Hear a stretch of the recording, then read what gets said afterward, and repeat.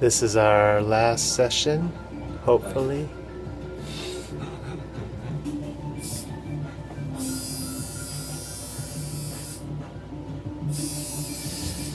Okay. So Jeff, please tell us about your movie premiere last week, Tattoo as I See It. This is something you've been working on for quite a while. Yeah, my friend Ryan Moon is the director of it, and it was his idea and concept. And we've been working on it for about a year and a half. Maybe 2 years ago it was the concept, and he had done a kind of impromptu business of painting DVD from a workshop that I had done at his school. And he wanted to do a tattoo instructional kind of to follow that up. And I was really leery of that because I didn't want to get into the sticky, kind of messy waters of being, teaching people how to tattoo or just it gets messy. And I just didn't want that hassle, and I didn't want to take the time. I didn't have the time, really super busy. So the way it came together was he just started filming things, coming in and doing little clips of my day-to-day life, and then he started putting it together, and he showed me just enough. He showed me a 1-minute intro that got me kind of hooked into it, and then I wanted to see the rest of the project. So just over the last couple of years, whenever he could, he would come by and film. He would interview people, he would interview me, and I really honestly didn't see it until it was completed. So for almost 2 years, it was this unknown. I have no idea what he's putting in there. He would film everything. We filmed stuff at my house. We filmed, we'd go to shows. He filmed just hundreds of tattoos being done, and I had no idea what it was going to be. When it came out, it was, I really, honestly, I'm very proud of it and very happy with it. I think that it's a honest message, and I feel like it conveys the truth that I know, my experience and my perspective. So, not to get too deep, but, you only know your experience, and everything else has to be taken with an element of, I guess, faith or, a grain of salt, or however you want to say it. But, yeah, I'm happy with the video. We're doing a combo DVD where we have the one that we just put out, and then there's the home videos that I took over my 3 years of going to Japan, getting my back piece, kind of the compilation of all of that, and then some interviews about the whole experience. And so I just kind of told the story of my back piece just a couple nights ago on camera, and that should be edited down over the next few weeks. But Japan, I went there 7 times in the last 3 years, and every single time it changed my life. Every single time I came back feeling transformed somewhat, and seeing things new, seeing things with a different perspective. And I would say the whole, if I could pick a word that to sum it up, it was every single time I came back, my life had been distilled more, and things had gone away, and I was seeing things clearer.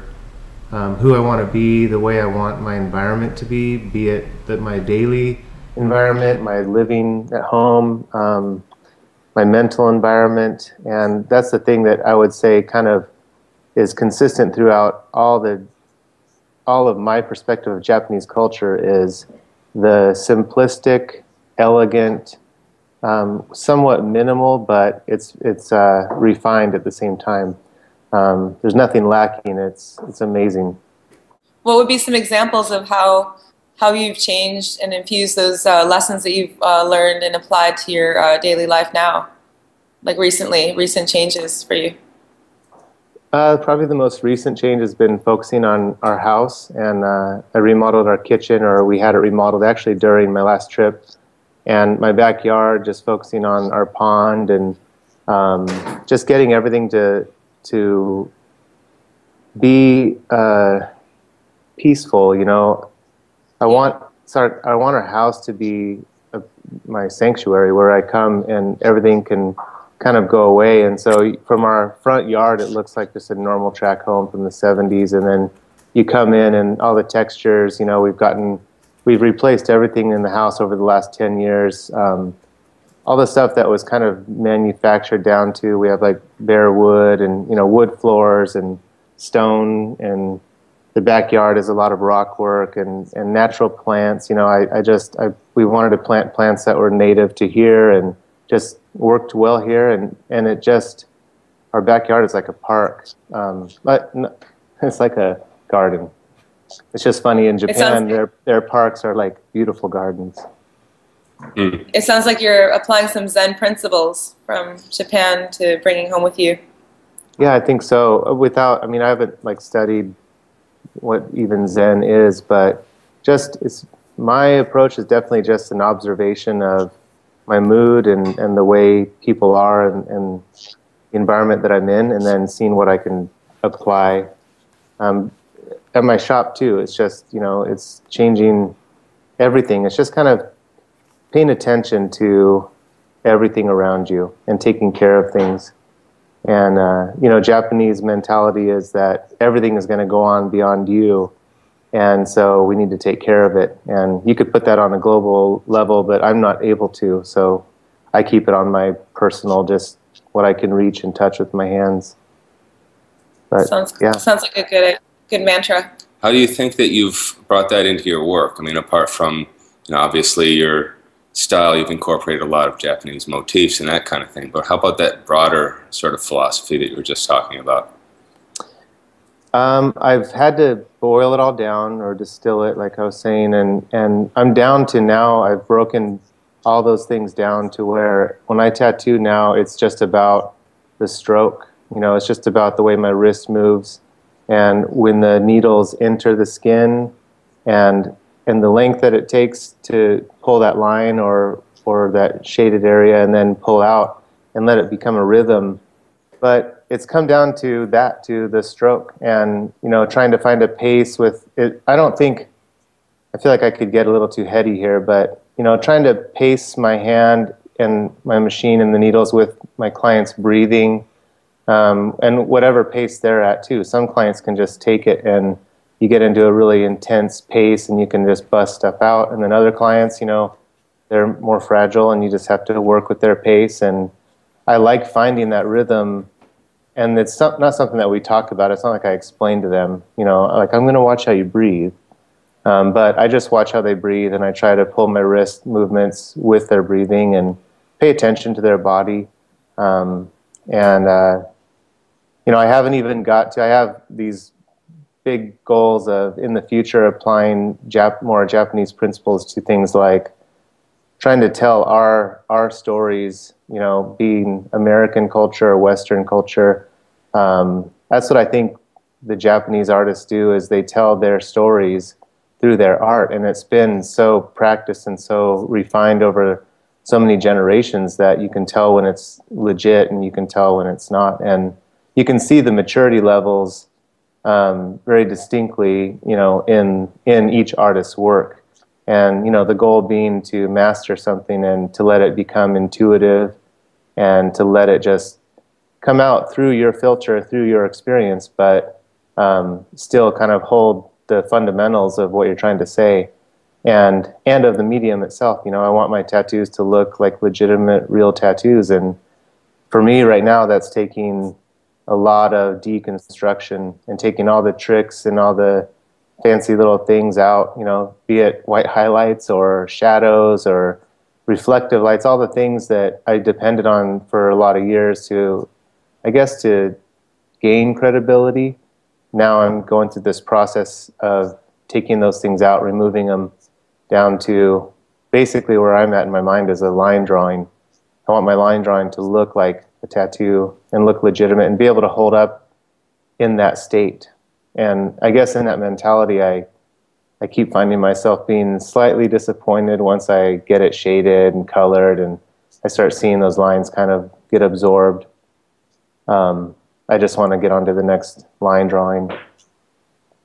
So I've been known to tell people I'm like a framer. Like, you know, in construction, there's framers and there's finish workers. And everyone thinks I'm a finish worker, but I'm really a framer. I like just seeing the structure come to be. I think people like your Finnish work.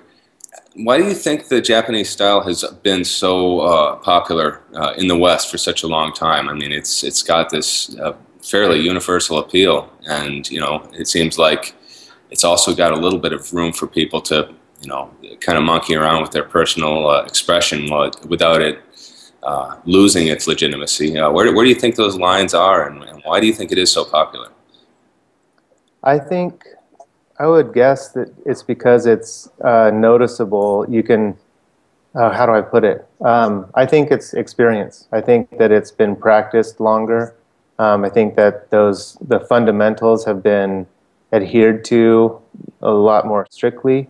I think that the culture kind of pushed that. You know, in their culture, you do it the right way, and you do it the right way a million times until you do it the right way, and they are not. I can't really speak so much of their culture in that way because I haven't been through that process, and it's not like I was apprenticed there or anything. It's just simple observations, and I think that it's because their work. It's almost like the isolation of their pride in their culture has kept those things kind of contained and just able to be refined and refined and refined without a bunch of outside influences. And I think that it comes down to almost like generational levels of practice and, you know, redoing it over and over. And that's what I want to do in my world is I want to get to the fundamentals. And I'm down to the point where I'm kind of driving myself crazy because I want to just do stroke after stroke, just lines and lines of the same shape, you know, and then slowly build up from that to building like maybe a petal of a flower and doing that petal over and over and over and then doing that flower over and over and over. And right now I feel a little overwhelmed that there's not enough time in my life to get through all the fundamentals even at all, let alone get on to being expressive and telling stories and finding, you know, folklore and finding stories from my own heritage or my own background and trying to say something meaningful with it. I'm like, I don't even have time for that. I'll just draw a petal. So. Well, you know, I think one of the reasons people like your work so much is because it is a little different. It's not strictly Japanese. There's another twist to it. You've got, I guess, a little bit of a storybook, almost illustrative component. Yeah, a little bit of Nouveau twist to it. And I mean, it seems to be there by no accident either.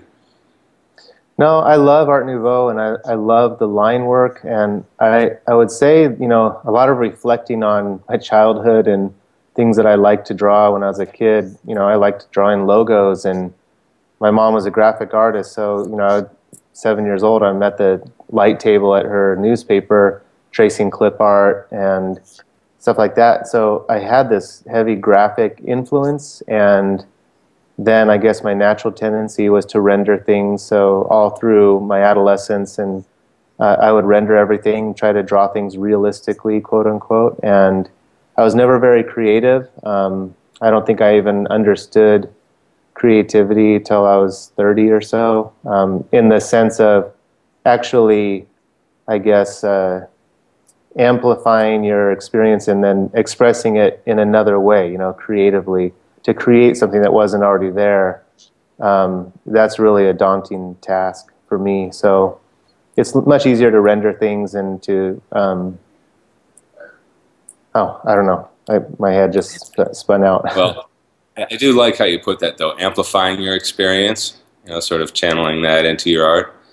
Yeah, you know, when I look at conceptualists, it's always really impressive to me that people can conceptualize something without reference, or maybe they're just hiding the reference. And I'm trying to train myself and learn how to reference from my own memory and my own experience, and I don't have to get out a bunch of references and tape them all up. I do sometimes, but as much as I can now, I'm trying to just reference from my mind, and it simplifies the work, but it's enjoyable to see what comes out. Well, I would add, like, from everything we've discussed so far, is that we're all the sum total of our experiences. So, like, you going to Japan and what what's influenced you even on a subconscious level, and your childhood and all the influences around you, all those things you're constantly assimilating, even if you're not aware of them. And of course, they're going to go through your filter, and you're going to interpret it into your art style. So I think we're always in the process of absorbing what our surroundings are. And also, that's also why it's nice to surround yourself with something that's pleasant and uplifting, if that's what you choose, and grow from that too, like what you're doing with your house. Yeah, even just surrounding yourself with things that specifically appeal to your own taste. You know, you're kind of creating a positive feedback loop of refining, you know, what it is that you like and why you like it. Of refining what you're absorbing. Yeah, for sure.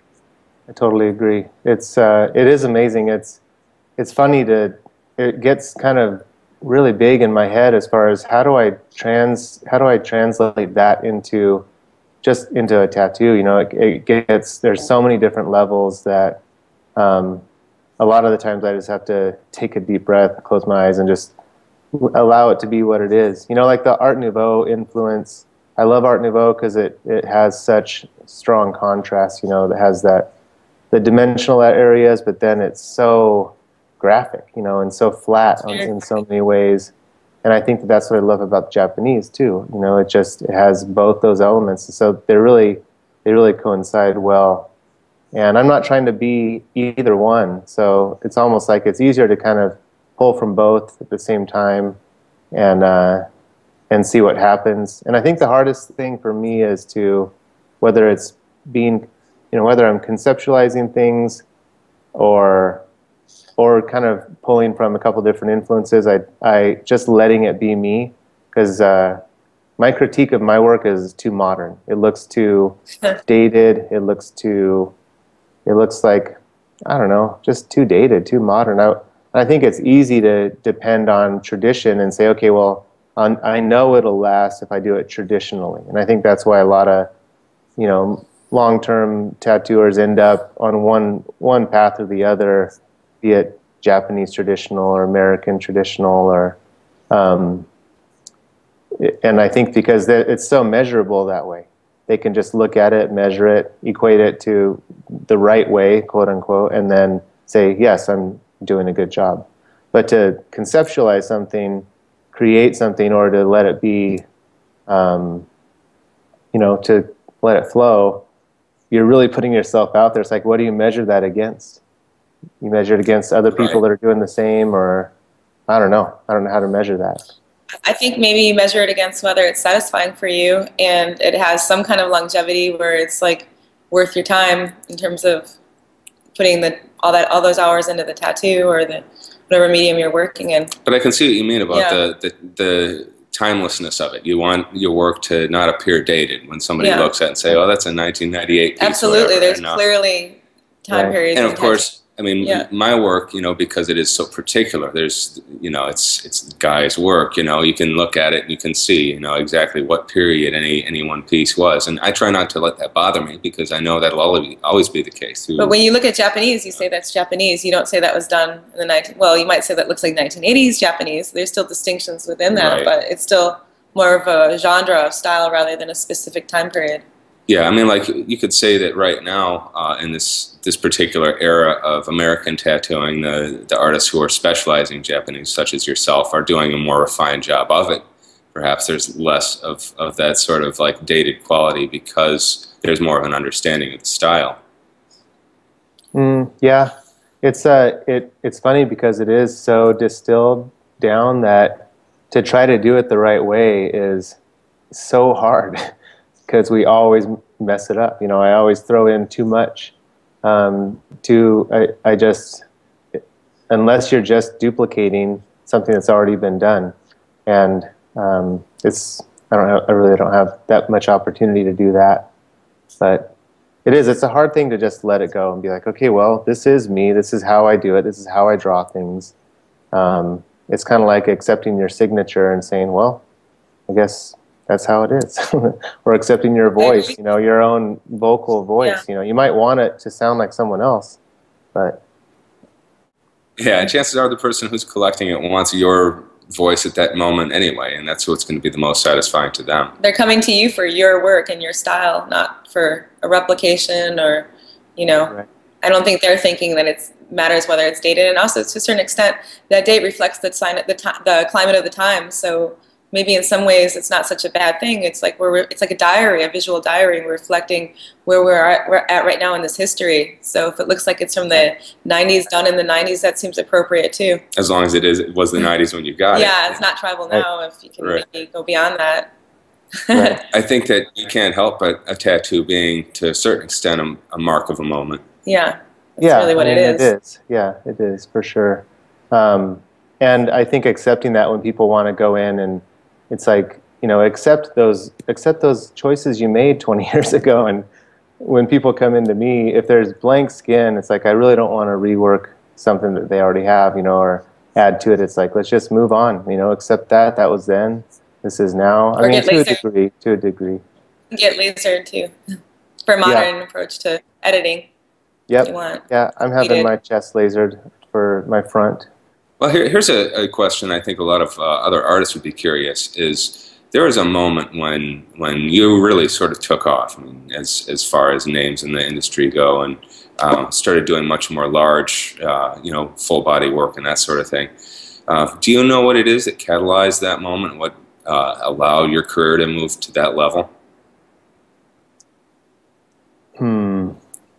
I know that my markers were pretty simple. You know, I wanted to do work conventions, and then I wanted to work larger conventions, and then maybe travel to the other side of the states, and then eventually international. So my first international show was London, 2006. And I had met Shige at a couple of shows in the States, but in 2006, I went to London. So it was really epic for me, you know, I'd never been out of the country. I get to this massive show. It's all these big names. And I just worked on people. I did a Corey Flatmo knockoff piece that on this lady and then another original on her husband. And they ended up, they wanted to enter the contest. And I'm like, no, like, I'm in London. Like, you don't understand. The people here, this is a whole nother level. Like, give me a few years. And they were insistent on entering that contest. They entered and they won second and third best of show for London, and Shige won first. And I went upstairs and very shyly asked if I could get my picture taken with him, and he said sure. And I'm holding up my two little awards, and he is holding up this massive award. And to me, it was like, that was a moment where I wanted to be where he was. And I just came home and just buckled down. I like doing big paintings, although now I don't really have the time, but when I was painting, you know, the bigger the canvas, the better. I just felt more fulfilled. And I think that it's just something that's kind of ingrained in us. It's almost like a personality trait, you know. Some people like big, some people like small. Yeah. And then kind of lining up, you know, skipping forward quite a bit to Japan and going there and becoming friends with Shige and working there. It was like I would go there my first couple trips and do, you know, these little, you know, tattoos like that big. And next to me in his booth, he's working on bodysuits. And it just, I've never wanted something so bad as when I saw that, you know. And I've, you know, it's like, it's a lifetime away. But at least start down that trek now. And I came home and just started showing people his book. You know, I wouldn't even pull out my book. I don't know where my portfolio is. Just say, look, this is the kind of work I want to do. I want to do big work. I want to see what I'm capable of, and I'll do my best, you know. But I don't know, it puts us all in a vulnerable position. So I'm really grateful to my clients and to the people that have trusted me. There's people that come in. I had a guy come in, just my last client, that he had nothing on his arms. He had a couple little, like something on the inner arm, something on his wrist, something on his calf. And then he got his whole front done, from below his belt up to his throat. And it was amazing, and he was such a champion. So basically all that sort of big work that you've arrived at, that's not something that happened by accident either. You really plotted a course there very deliberately and worked with your clients to get there. Yeah, and you know, I went public insane things like I know I've done a lot of portraits and pinups and those sorts of things, and I don't want to do them anymore. And that took a while. It took like years for people to, but they would say, but look at your portfolio, and I say, I know, but I've moved on mentally. It's not that I can't do it, or it's just my heart's not in it anymore, and I'm trying to be honest with you. So if you want me to really be invested in this piece, you have to accept it, and there's plenty of other great artists out there that can do that quality of work. So I have their numbers if you want them. I mean, I wasn't an ass about it. It was just like, I just want to be true to where I want to be. I was going to say that just in general, I genuinely believe that when artists do the work that they like to do the most, the client's going to get the best tattoo, regardless of what the subject matter is. So if that's where your heart is, and large-scale flowing work that fits with the body, or whatever the style might be, that's where the client's going to benefit from you being honest and for you putting out there what exactly it is that you want to do the most. Yeah, you're doing nobody any favors by just taking on everything that walks in the door, They might be happy at that moment. Well, some people have to, but when you get to a point where you've developed your skills and people trust you and they're asking you what you want to do, then it's good to be honest and say what it is. I feel the same way. If you are in a position to specialize in something that you think you'll be particularly better at than other styles, then, that's what you should be doing. I don't think that I would be very good at doing a portrait, but I enjoy nature and flowers and large scale work too. So, do you want to start taking some audience questions? Sure. All right. Let's see here, Jeff. The first question I want to ask here is, how did Japanese people react to your Japanese tattooing interpretation? Great question. It's funny. My first trip there, I had a waiting list, and they all wanted skulls. And if you're going to Yellow Blaze in Yokohama, and you're talking to Shige about getting tattoos, you're going to get something from the American guy that's coming. Yeah, you're not going to ask really for something Japanese. And I got there, and I just had a list. It was probably 20 or 30 clients on the waiting list that he had filtered through from a bunch of people inquiring, and they all wanted skulls. They were all like, one half day or full day. And so my first trip, I did a bunch, and I did like a pinup, and I did a couple random things like that. One of them wanted some Japanese water, or he said he wanted water, and I had never been so nervous as to be there. Tattooing what I would call Japanese water, which they wouldn't call that, but it was difficult. It was like, man, what do I do? Like, do I even have a style? At home I'm imitating what I see in Japanese work. So there it was like, I don't know what to do here. And I think that was another thing that triggered more of an Art Nouveau influence. So jumping ahead, next trip I did more skulls and a little bit of Japanese, like some cherry blossoms or a little bit of water here or there. And the next trip also more skulls. So this went on trip after trip after trip. By my sixth trip, I was tattooing clients that were also clients of Horiyoshi, Shige, and so it was getting a little bit heavier. And when this one specific client, I never took pictures because it was all, I just couldn't, but his whole body was covered. His whole backside was done by Horiyoshi III, and Shige was like, puts his hand on my shoulder, and he's like, Jeff, this is a very important client. And I'm going, okay. He goes, please, no Japanese, no water, no cherry blossoms, nothing Japanese. I'm like, no, of course not. I would. It was nerve-wracking. My last couple trips, I did a skull and some kind of European scroll work, and it was on the last spot of his whole body. It was his lower left leg, kind of his inner calf. And I'm turning red just thinking about it. But I saw him just in October, so I saw him a year later. I just saw him a couple of months ago, and he was at the King of Tattoo, and I asked him how he was doing, and he did good. He said good, and it was very cordial, but he doesn't like show his tattoos or anything. So I didn't even ask to see it. It was just like, well, hope he likes it. I've kind of resolved that I did the best I can.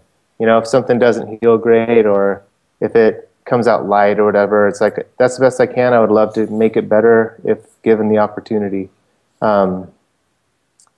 As far as now, you know, there's certain things that I will do with some confidence when, you know, when someone says, well, let me say that I was asked to do a lot more Japanese stuff the last couple trips.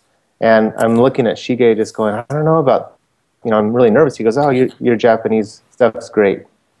And I don't know, I'm sure that meant it's great for being an American. Or I don't know what he meant, but he kind of gave me the go-ahead, like, you can do some things, you know. It would be better if you understood the stories. It would be better if you knew the history, and it would be really good if you could learn Japanese. But other than that, you know, just keep going. I hear you and Guy are doing a collab in the near future. What should we expect to see from you two? Well, gosh, this is going to be a 3-day seminar, and one day is going to be just me, one day is going to be just Jeff, and one day is going to be the two of us working together on a moderate-sized collaborative project.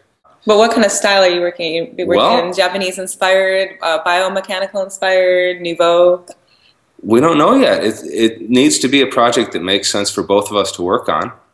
So it should have elements of both of our styles, but of course we both have a little bit of range that we cover. I would say the one thing you guys both have in common mutually is illustrative, like just good drawing skills, you know. And I mean, as a drawing rather than, you know, you're distilling the process of what it is. But what could you expect from us, Jeff? I think just what we do, you know. I mean, I think in any collaboration you just try to add you add to what's happening, and you don't try to take away or outdo. So to me, I'm just going to do my best, and I'm sure you're going to do the same. I haven't given it any thought, you know, we haven't really talked much about it, you know, specifically, but I think that on the few collaborations I've done, I can see why people like them so much, is because you get to just see what you can contribute, and you do that until you're done, I guess. Yeah. Can't wait to see it. Is that too broad? I do like the sort of brain picking thing that goes on, though. I mean, when you're drawing with another artist, I think you can engage them on a little bit more of a, I guess, functional level of drawing. You know, you're not just saying, oh, I really like that motif there, I really like the way that you know, did this particular thing, but you're instead asking, how did you make that look that particular way, you know, or why is it that you know, make that twist that particular way as it disappears that way? I noticed in a couple of your pieces that thing, and, you know, you can get very specific that way, and I think that's one of the reasons why collaborations have been such a learning process for me, because you know, that this is a chance to get very up close with another artist and kind of grill them on that really deep level. Yeah, you know, I think that we're in such a crazy place with technology, and where I would picture, you know, a long time ago, you would go to your place, your home, and you'd work, and then given the opportunity, you would bring what you worked on to the public arena. And now the public arena is all day, every day. We see what everyone's doing in every time zone, all day, every day, and that kind of puts us at least for me, I can see where it puts us on a kind of a hyper anxiety level of kind of like feeling like you're just being outrun by a million people.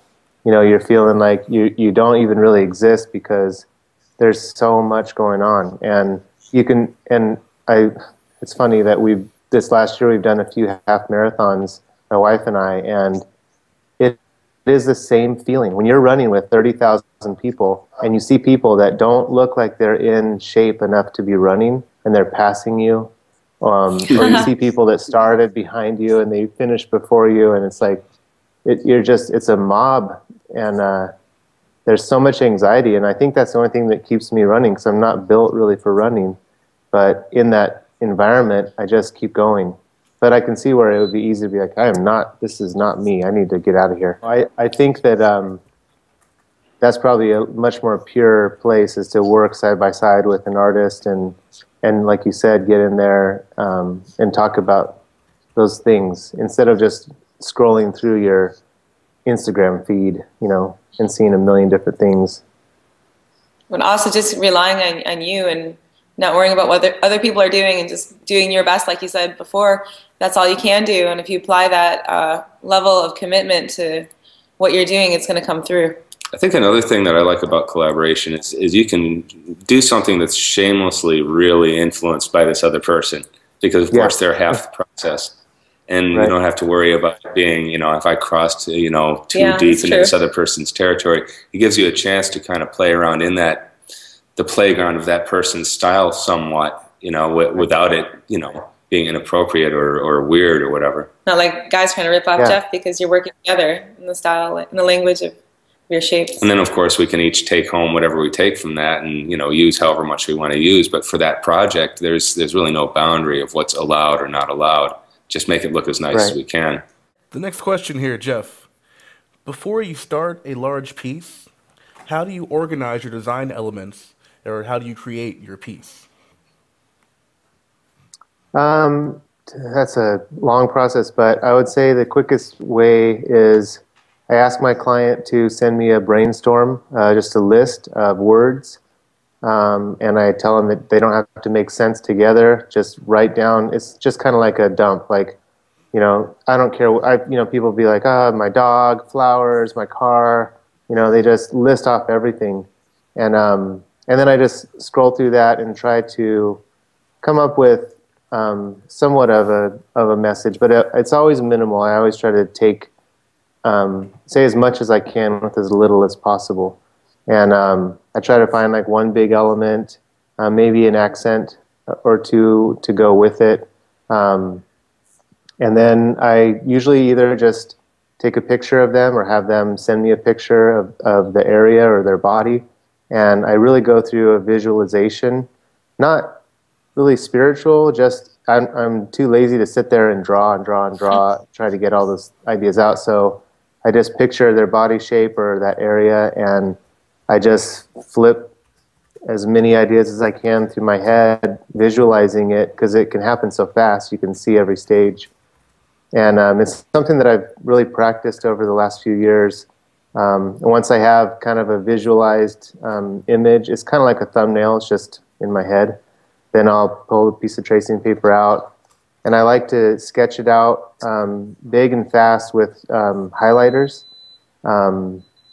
because they're light and I can see them. And I'll do them actually like on my sliding glass door, which becomes during the day, a giant light table. So I can put a couple different pieces of tracing paper over it off the roll and throw up the highlighter and then maybe a red Sharpie or a red pencil. And then once I have it pretty refined, then I'll put ink to it. And I've just started using nibs and just dip it in India ink and then make my stencil straight off of that.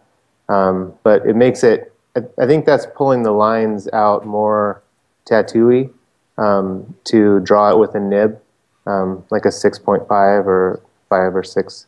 And it also gives you about the same stroke. It's like you're dipping in ink and you're putting the stroke on the tracing paper, and it gives you about the same length, about the same stroke as your needles are going to work.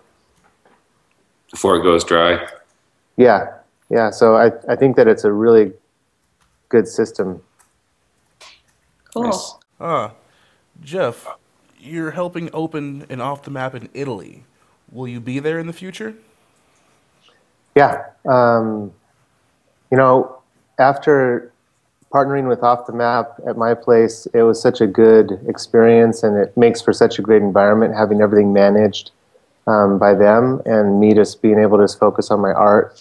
So I talked to Alex DePasse about a year ago. I went over there a couple times actually to specifically talk to him and invite him to consider it, and then talk to Gabe. And so it all has come together, and to me it just makes total sense that we're all of like minds and like intentions as far as what we want to do personally and how it coincides with each other and with our tattoo culture. And so it just makes sense to have a Europe-based place where we can go and I can tattoo my clients in Europe that might be a little hard to get over to the States often. And and just the opportunity to work with someone as amazing as Alex, amazing artist, amazing person. So to me, it's like a cord of 3 strands is not easily broken. It's a lot stronger than one, and hope that things would expand beyond that, so that we can kind of tour around the world really, and have a safe place to be for our clients and our artists.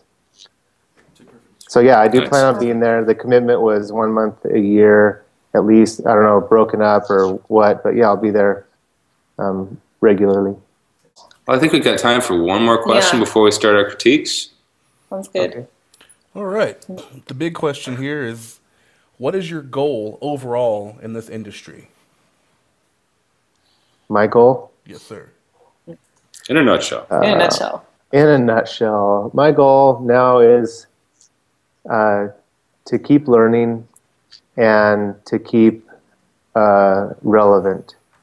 I guess to explore my realm of influence, whether it's one-on-one with people, my clients, the artists around me, and then I guess on the public platform, just to be a contributor to the culture and to leave my mark, and to enjoy it, to enjoy from here on out, just the things I've learned. And, talking to Grimy at San Francisco in October, and I sent him a picture of one of my pieces, and he said, he used the term, just breaking it down. I was like, yeah, that is what I'm doing. I had never put it into those terms, but to keep breaking down the walls and the expectations, and then exploring what's beyond those.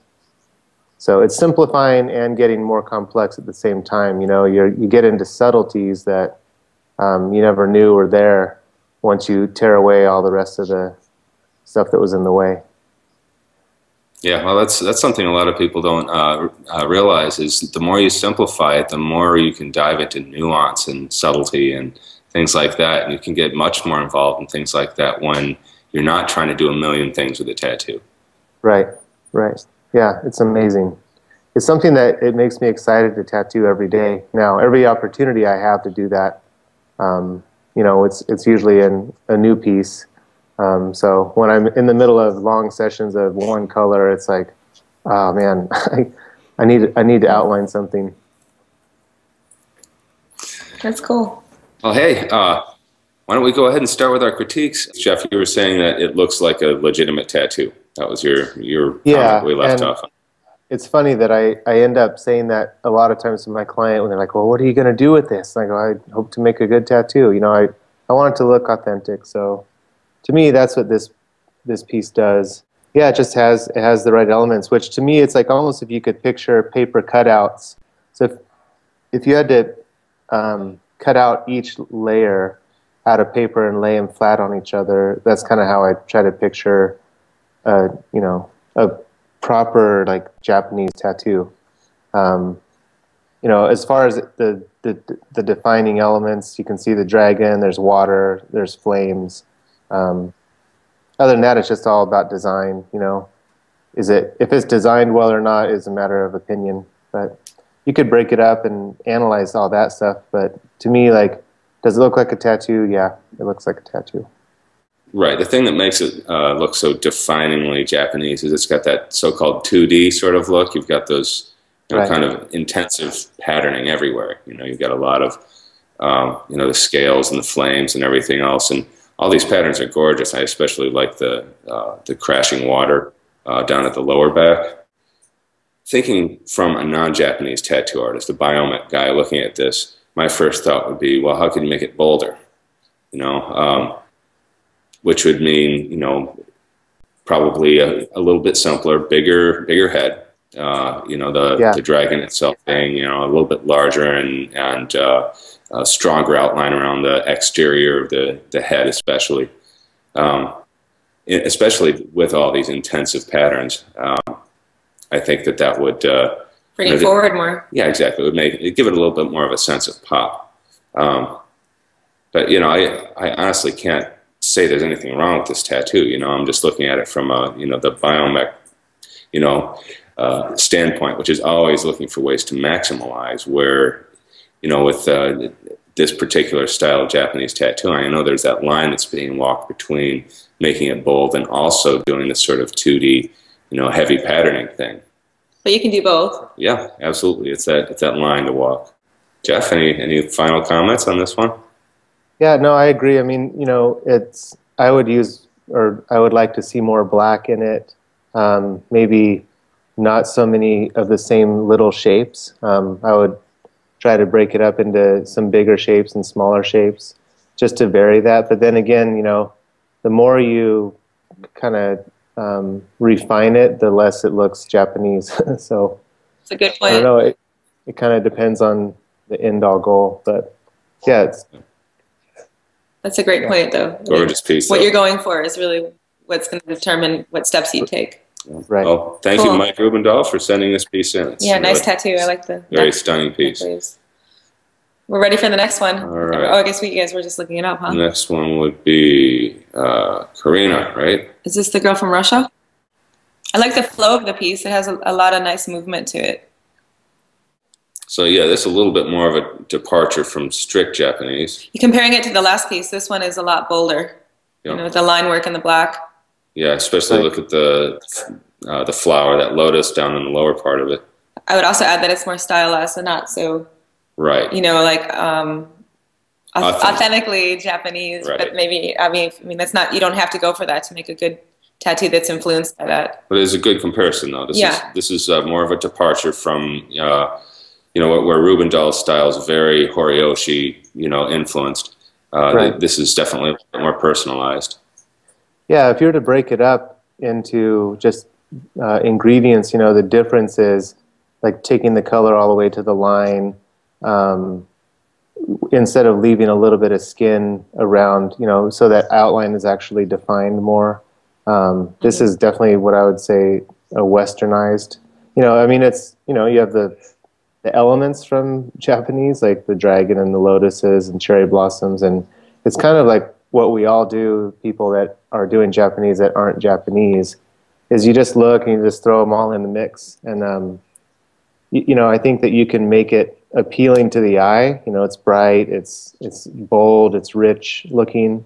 But I wouldn't say it's Japanese. It's definitely more, like you said, it's westernized, or it's much more of a hybrid style. But potentially it's inspired by the Japanese style. Yeah. I mean, like for instance, the elbow area, a kind of creamy, smooth vapor sort of look there. Very nice. You would not see that in an authentic Japanese piece, but it works very well in this context in terms of being a background that drops back, from all the stuff that's got the strong outlines in the foreground.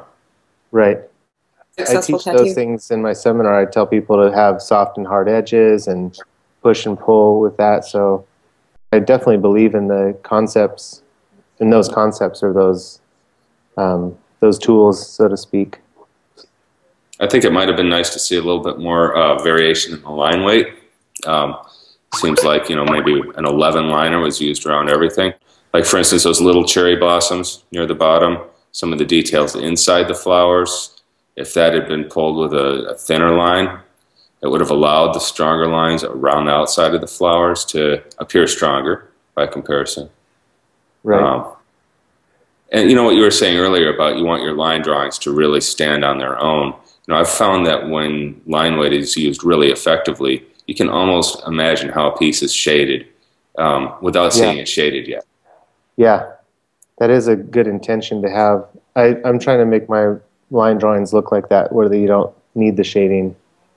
But another thing that happens with tattoos like this, especially if you're trying to have a bold outline or that tattooy look, is people they tattoo it so it's a slow process. You're pulling those lines as the machine's making the line, and it doesn't have that quick kind of like calligraphy look that you would if you were drawing with a brush or a pen, or if you're drawing it fast. So it's really that's another thing. Yeah, it is, and all the lines are very thorough, but you kind of lose that that natural kind of stroke to it that you would have if you were using ink. or a brush. Okay. But very nice piece, though. Yeah. Well, should we move on to the next one? It's beautiful. Yeah. All right, that would be the Evan Griffiths piece. I like this one. You know, it has it looks a lot more like, you know, the woodblock prints and the stories and the books that you see in Japan telling the stories. I think the thing that's lost on us, people that don't know the stories, is what's actually happening. And these are folklore stories. These are things that are passed down through generations. And for us, we're only looking at it aesthetically. We're just looking at it as a tattoo. You know, are the lines straight, or did it heal well? So it's hard, you know, as far as it being authentic looking. Like, it looks very authentic. It has more of a block print book look than tattoo, because it doesn't have that really bold black background. You know, it's not isolating everything. There's a lot of soft edges. But I like this tattoo.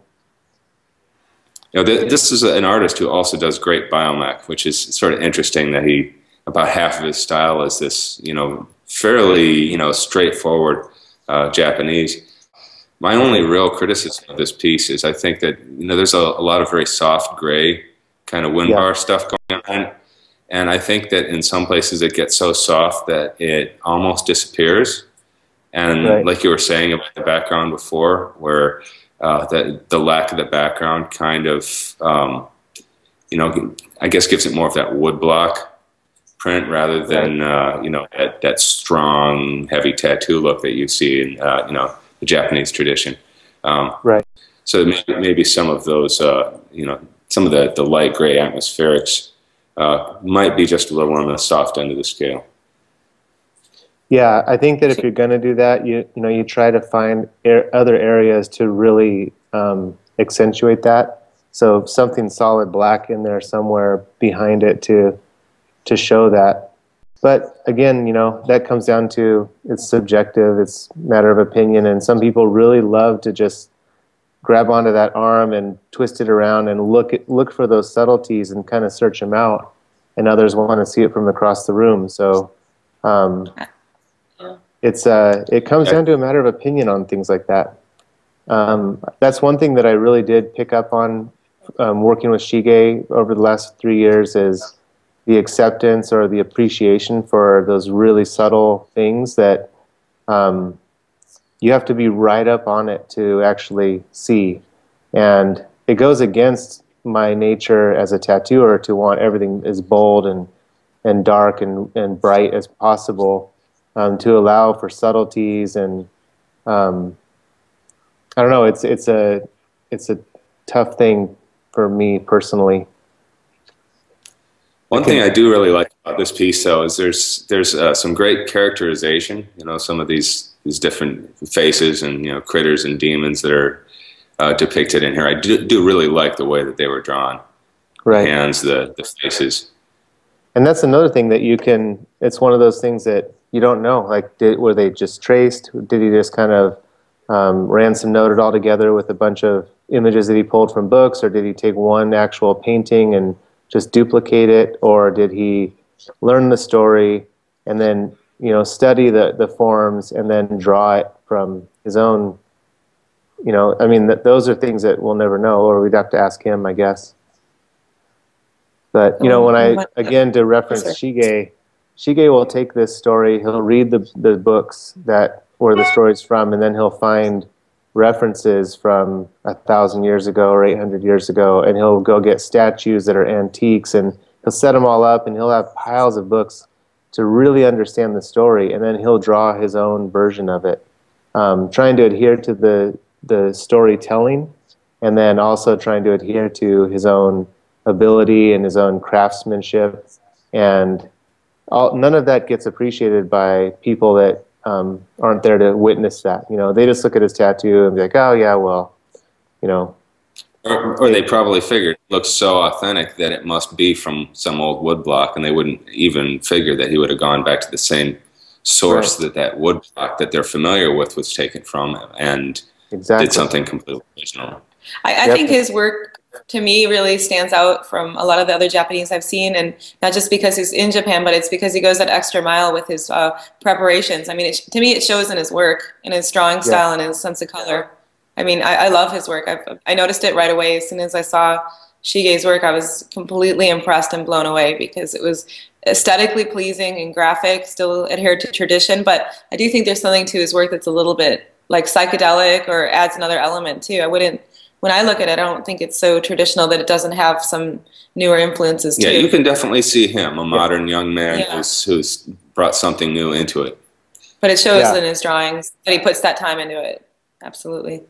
Yeah. Should we move on to the next? Yeah, we've got one last piece here for critique. All right, who's that? Who's the next piece?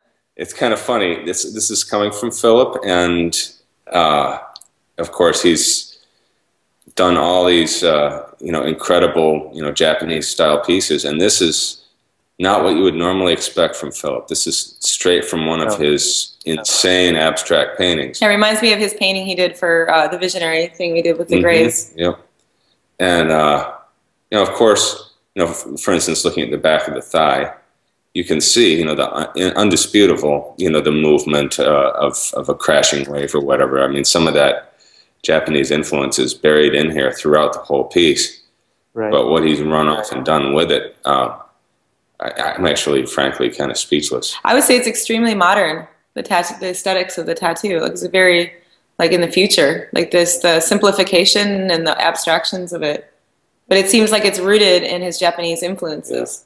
Yeah. I love that back of the knee. Yeah. It is. It's his definitely that psychedelic, just expressed. It's pure movement and abstraction, but it also has all the it has tattoo fundamentals solid.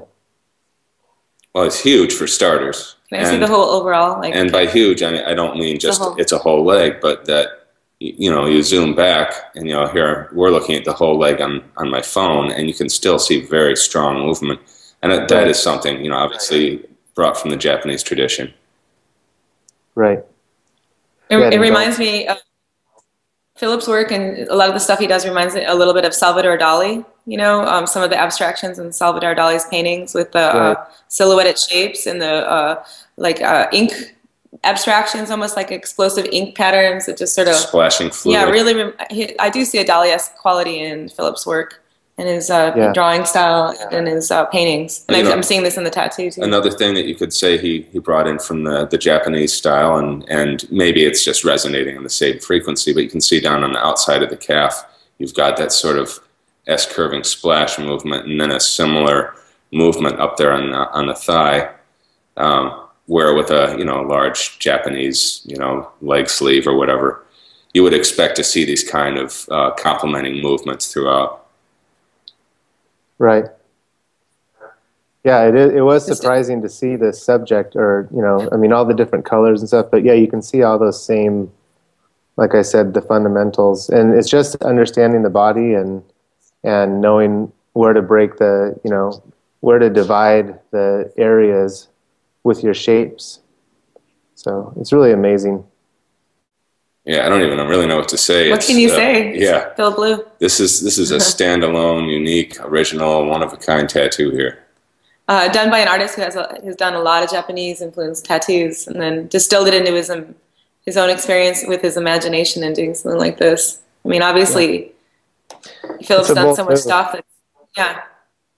He, I'm sure there's people. It would be similar to a musician that they put out a bunch of albums and then they put out something totally different, and you could see a lot of people just going, I don't know what the hell he's thinking. I like his early work.